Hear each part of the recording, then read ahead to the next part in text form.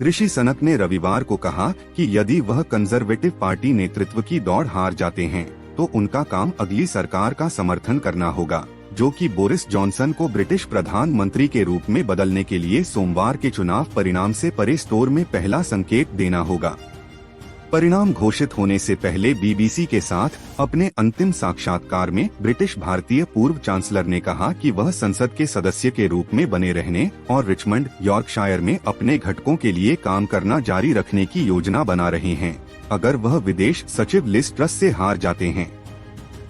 प्रतियोगिता में सनक से जब उनसे भविष्य की योजनाओं के बारे में पूछा गया तो उन्होंने कहा, मैं कंजर्वेटिव सरकार को किसी भी क्षमता में समर्थन देने के लिए तत्पर हूं। मैं संसद के सदस्य के रूप में रहने जा रहा हूं। उत्तरी यॉर्कशायर के रिचमंड में अपने सांसदों का संसद सदस्य के रूप में प्रतिनिधित्व करना एक महान विशेषाधिकार रहा है और जब तक वे मेरे पास रहेंगे मैं ऐसा करते रहना पसंद करूंगा, उन्होंने कहा। यह पूछे जाने पर कि क्या वह कुछ वर्षों में 10 डाउनिंग स्ट्रीट में शीर्ष नौकरी पर दूसरी बार जाने पर विचार करेंगे यदि वह इस बार हार जाते हैं, तो उन्होंने कहा, भगवान, हमने अभी इस अभियान को समाप्त किया है और मुझे इससे उबरने की आवश्यकता है। इसे पहले संकेत के रूप में देखा जा रहा है कि 42 वर्षीय पूर्व वित्त मंत्री भी मानते हैं कि उन्हें टोरी नेतृत्व का चुनाव जीतने के लिए पर्याप्त वोट नहीं मिले होंगे। उनके एक और रन से इनकार नहीं करने से यह भी अटकलें लगाई जाएंगी कि अगर वह इस बार ट्रस से हार जाते हैं तो वे ब्रिटेन के पहले भारतीय मूल के प्रधानमंत्री चुने जाने के लिए दूसरी बार जाना चाहते हैं।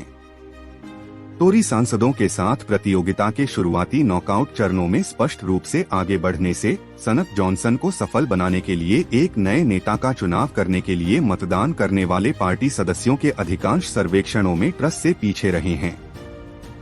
दोनों उम्मीदवार वोटों को जीतने के प्रयास में ब्रिटेन के ऊपर और नीचे एक दर्जन से अधिक चुनावों में आमने सामने गए हैं। घरेलू ऊर्जा बिलों में वृद्धि और मुद्रास्फीति पर हावी होने के परिणामस्वरूप रहने वाले संकट के मुद्दे के साथ एजेंडा अनुमानित 1,60,000 टोरी सदस्यों द्वारा डाले गए ऑनलाइन और डाक मतपत्रों का मिलान कंजर्वेटिव कैंपेन मुख्यालय CCHQ द्वारा किया जा रहा है, जिसके विजेता की घोषणा सोमवार को स्थानीय समयानुसार दोपहर 1230 बजे सर ग्राहम ब्रैडी द्वारा की गई। बैकबेंच टोरी सांसदों की 1922 समिति के अध्यक्ष और नेतृत्व चुनाव के रिटर्निंग अधिकारी।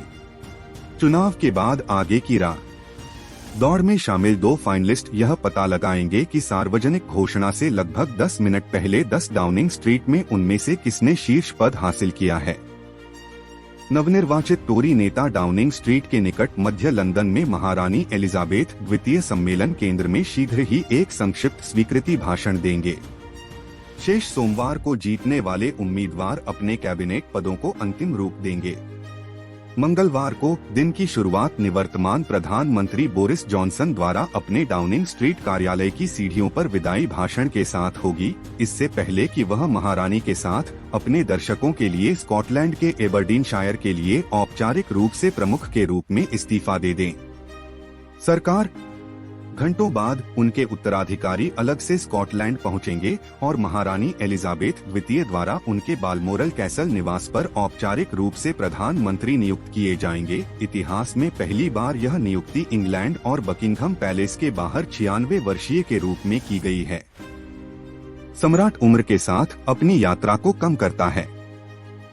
बाद में मंगलवार की दोपहर में नवनियुक्त प्रधानमंत्री प्रमुख कैबिनेट पदों की घोषणा के कार्य को शुरू करने से पहले अपना उद्घाटन भाषण देने के लिए डाउनिंग स्ट्रीट पर वापस आएंगे।